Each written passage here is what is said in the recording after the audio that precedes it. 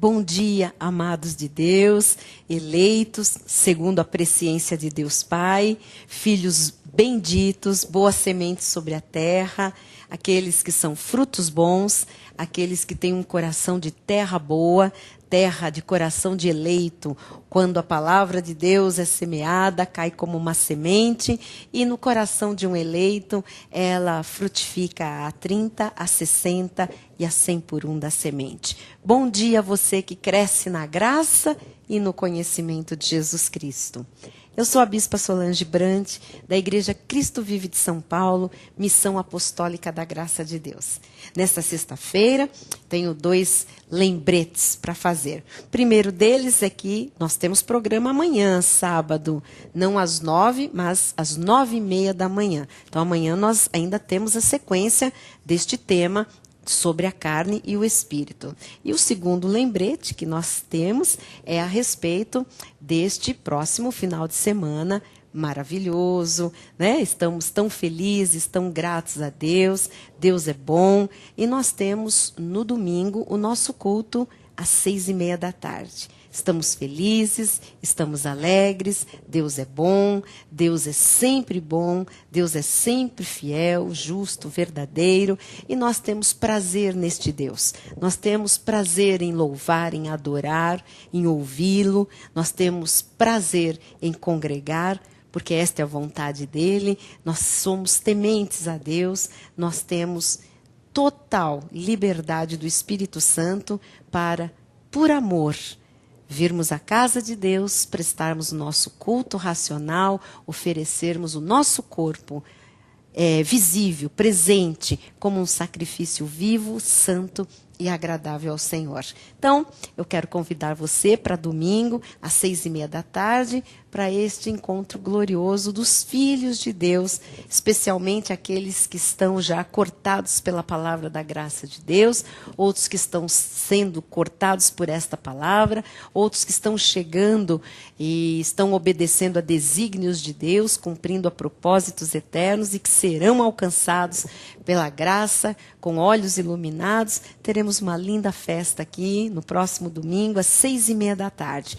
Venha, estamos em São Paulo, na rua Professor José Leite Oiticica, 250, o bairro é Brooklyn, e nós estamos aqui numa travessa da Avenida Chucri Zaidan, também paralela à Avenida Morumbi.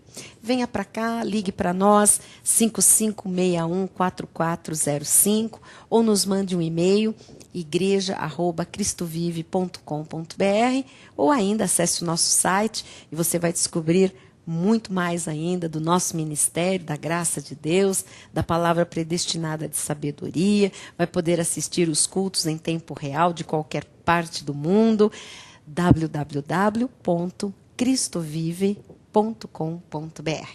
E seguimos, então, com esta maravilhosa explanação bíblica sobre a carne e o espírito. Não maravilhosa porque eu explano bem, maravilhosa explanação porque aquilo que nós estamos ouvindo é da parte do Espírito Santo de Deus. E estamos aprendendo que a nossa carne é terrível.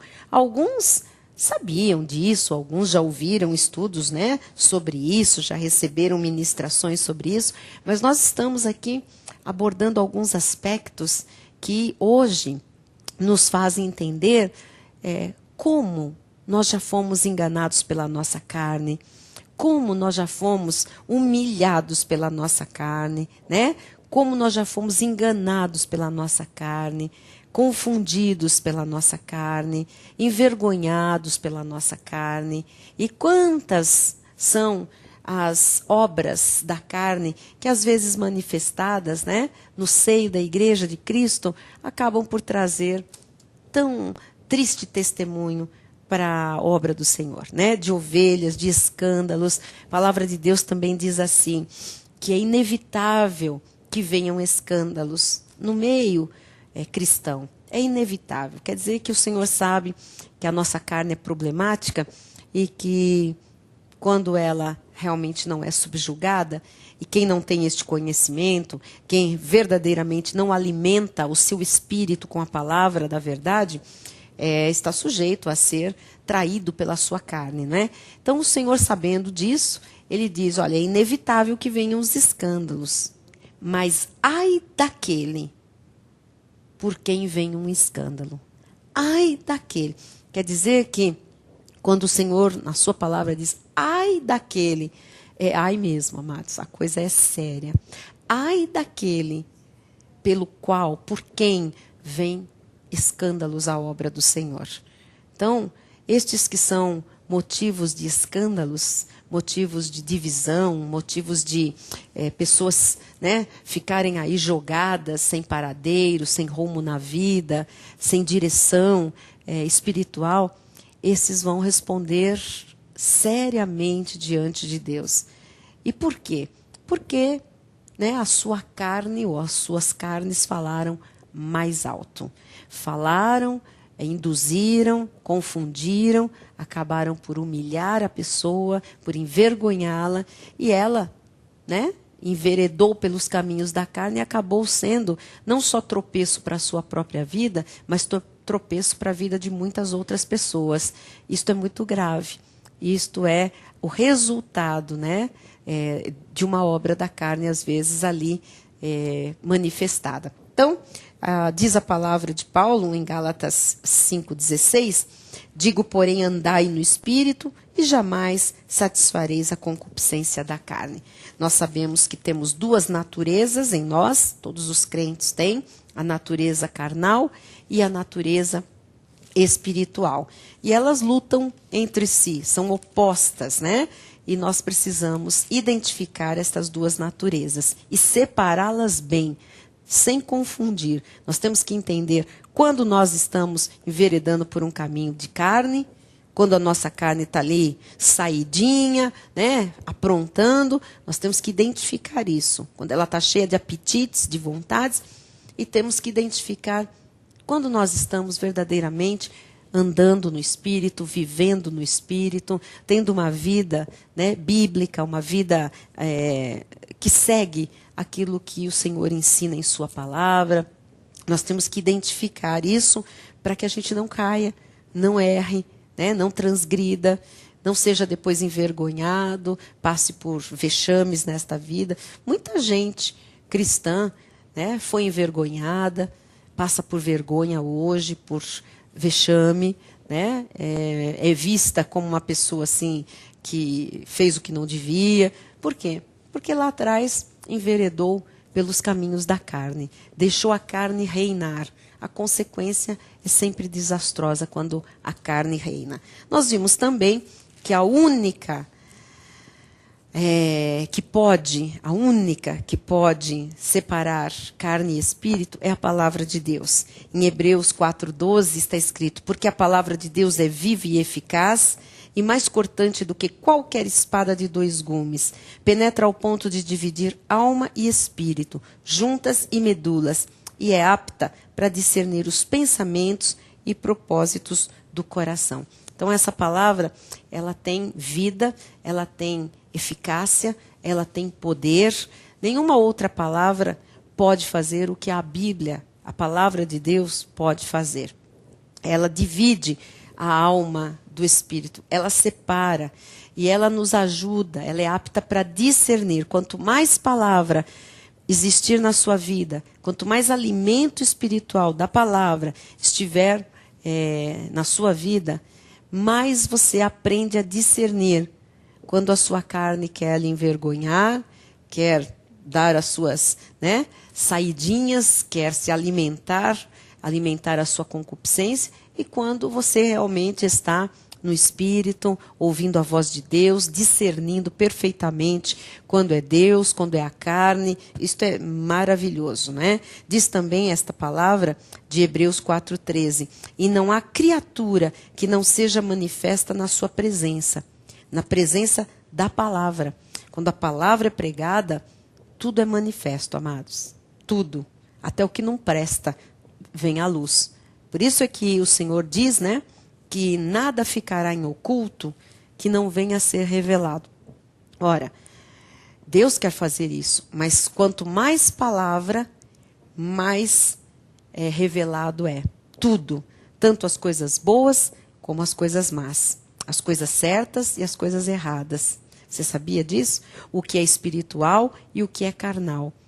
As igrejas, né, se as suas lideranças soubessem que quanto mais palavra pregar do altar, quanto mais ensino da palavra, quanto mais palavra tiver, mais as coisas, sabe, se discernem, se separam, se manifestam, inclusive as pessoas. Quanto mais palavra, mais rápido se identificam os joios.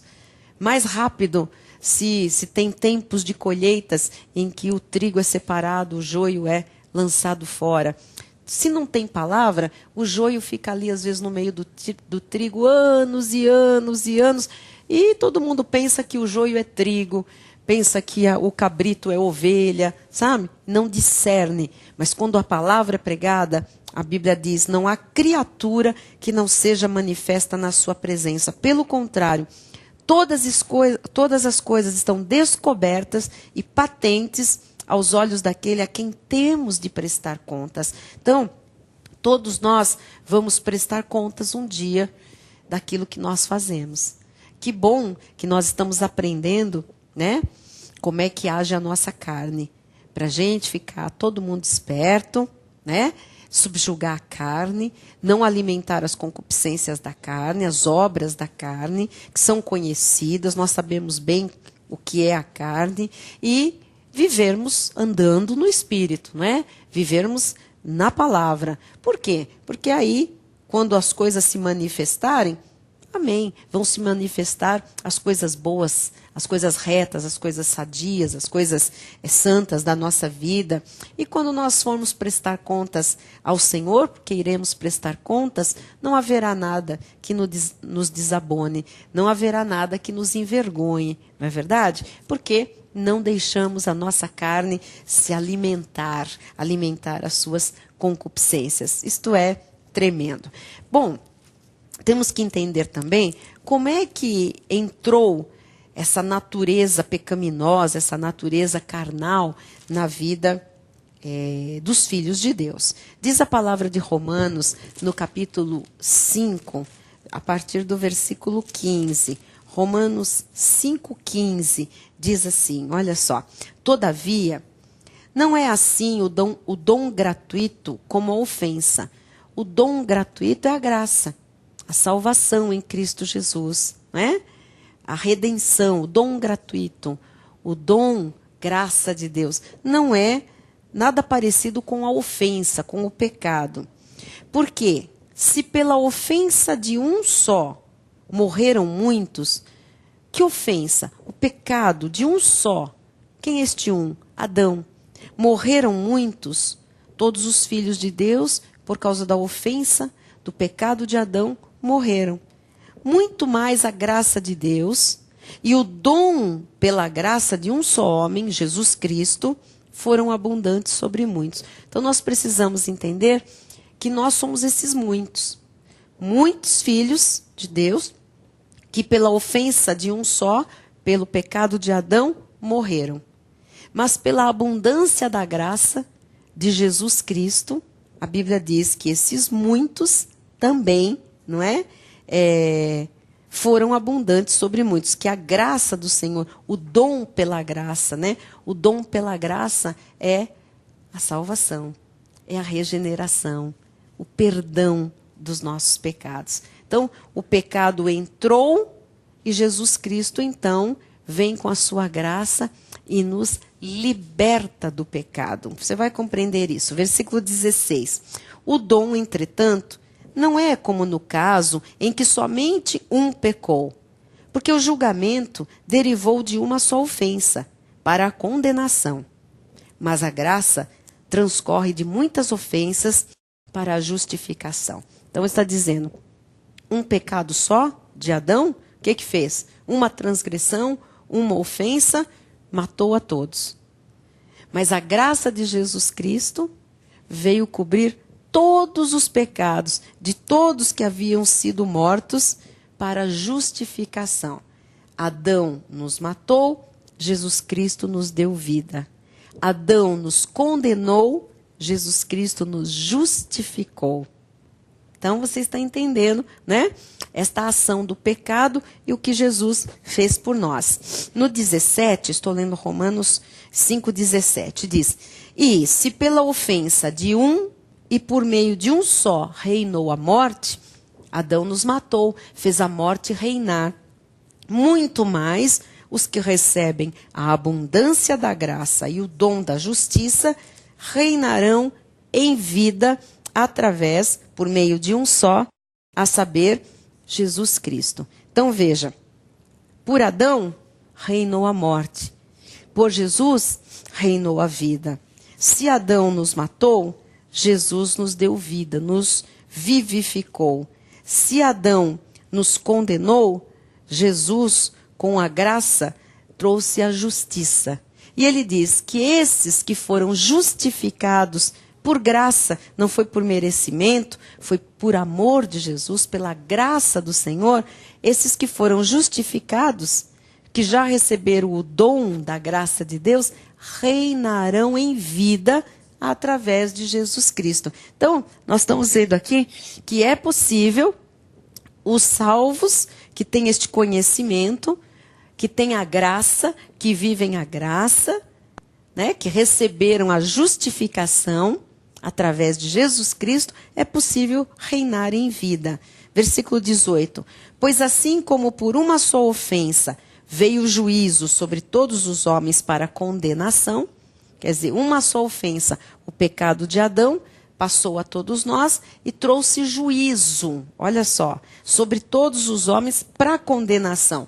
Então, por causa do pecado, nós estávamos todos condenados. Assim também, por um só ato de justiça, veio a graça sobre todos os homens para a justificação que dá a vida. Então, a Bíblia diz que por uma ofensa veio juízo sobre todos os homens para condenação. E pela graça, né, por um ato de justiça, veio a graça sobre todos os homens que haviam morrido por causa daquela ofensa, né, sido condenados por causa daquela ofensa, veio a justificação que dá vida. E o versículo 19 diz: porque como pela desobediência de um só homem, Adão, que desobedeceu, muitos se tornaram pecadores, nós, pela desobediência de Adão, herdamos, né, o pecado, nos tornamos pecadores. Assim também, por meio da obediência de um só, muitos se tornarão justos. Você está percebendo, então, o que o pecado trouxe de desastre, né? Esse pecado, essa ofensa, essa desobediência, porque nós lemos aqui muitas palavras, né, fortes. Nós lemos aqui que a ofensa de um, depois nós lemos aqui se veio o juízo, veio a condenação, a desobediência de um tornou-nos pecadores. Então, nós recebemos toda a carga do pecado aonde? Na nossa carne. Jesus veio, né? E ele trouxe o quê? Pela graça, ele trouxe esta abundância da graça, ele trouxe o dom da justiça para nos justificar, né? Ele tirou de nós esse peso da ofensa pela justificação. Ele nos tirou da condenação por um ato de justiça. A palavra de Deus diz que ele nos tirou da morte, ele nos deu vida, né? Ele lavou os nossos pecados e nos tornou justos, justificados. Então, assim, espiritualmente, no nosso espírito, toda essa obra já foi manifestada. Quando nós recebemos a Jesus como nosso Senhor e Salvador, quando nós somos salvos por Ele, toda essa obra aqui acontece no nosso interior, no nosso espírito. Então, nós já fomos justificados, estamos justos. Diante de Deus, nada consta. Para o Senhor, Ele olha para nós, nos vê limpos, nos vê puros, nos vê lavados no seu sangue, nos vê justificados, regenerados, verdadeiramente novas criaturas. O passado foi lançado no mar do esquecimento, tudo maravilhoso. Só que nós precisamos compreender que essa obra aconteceu no nosso espírito. Porém, a gente continua com uma carne que tem pecado, que tem a lei do pecado. E Romanos, no capítulo 7, versículo 25, mostra o seguinte: Graças a Deus por Jesus Cristo, nosso Senhor, de maneira que eu, de mim mesmo, com a mente, sou escravo da lei de Deus, mas segundo a carne, sou escravo da lei do pecado. Então, quem está escrevendo isso é o apóstolo Paulo, o apóstolo da graça de Deus. Paulo conhecia muito bem esta questão sobre a carne e o espírito. Paulo, você vê que nós estamos aqui discorrendo desde segunda-feira sobre as cartas de Paulo. É Paulo quem mais explica, quem teve esta revelação de que apesar de sermos salvos, continuamos com uma carne imunda, uma carne, né, que não se converte. Então veja, ele fala que nesta carne tem coisas que não são legais e que podem atrapalhar toda a nossa vida, apesar de sermos salvos. Então, quando ele diz assim, de maneira que eu, de mim mesmo, com a mente, com o meu entendimento, eu sou escravo da lei de Deus. Ora, você e eu também. Todos nós salvos, nós somos escravos no sentido de que nós queremos cumprir a lei de Deus, os preceitos de Deus. Nós queremos cumprir os princípios bíblicos. Nós somos de Jesus. Ele é o nosso Senhor, não é? Não que nós sejamos escravos dele, mas nós estamos agora numa condição de servos de Jesus Cristo e queremos cumprir aquilo que ele determina, tá certo? Com a mente, com o entendimento, todo crente quer fazer a vontade de Deus, todo crente quer servir ao Senhor Jesus, quer trabalhar em prol do reino, todo crente quer agradar o seu Senhor, nós queremos cumprir a palavra. E Paulo também dizia assim, olha, com a mente sou escravo da lei de Deus, mas segundo a carne, da lei do pecado. Então veja, na carne, olha as duas naturezas, né? Com a mente, o meu lado espiritual, o meu lado que entende o que Deus fez na minha vida, eu quero andar no espírito. Mas, segundo a carne, ele dizia, eu sou escravo da lei do pecado. Eu tenho uma outra natureza. E a natureza carnal quer fazer o quê? A vontade daquele que governa o pecado, a vontade de Satanás. Sou escravo da lei do pecado. Então, nos meus membros, no meu corpo, habita uma lei, a lei do pecado. O meu espírito está livre. O meu espírito é um com o Espírito de Deus. Eu quero fazer as coisas de boa mente, conforme Deus quer, conforme Deus me ensina. Mas a minha carne me puxa para a lei do pecado, para fazer as coisas do pecado. Então você começa a entender que o apóstolo Paulo mostra o tempo todo esta dualidade, estas duas naturezas em conflito, em luta, em milícia, em guerra, né? O tempo todo a luta da carne com o espírito, do espírito com a carne. Ele ainda é o apóstolo Paulo. Na segunda carta de Paulo aos Coríntios, no capítulo 4, versículo 12, Paulo diz algo também extremamente importante. Ele diz assim, de modo que em nós crentes, tá? Opera a morte, mas em vós a vida. Então ele estava dizendo o quê? Que na nossa carne tem a lei do pecado. E se nós não subjugamos a carne, esta lei do pecado começa a aparecer. E ele diz no versículo 13, tendo, porém, o mesmo espírito da fé, como está escrito, eu criei, por isso é que falei. Também nós cremos, por isso também falamos. Então, nós devemos, além de conhecer a palavra, nós devemos falar a palavra, falar aquilo que nós cremos. Este é um ensinamento de Paulo para que a gente subjugue a carne.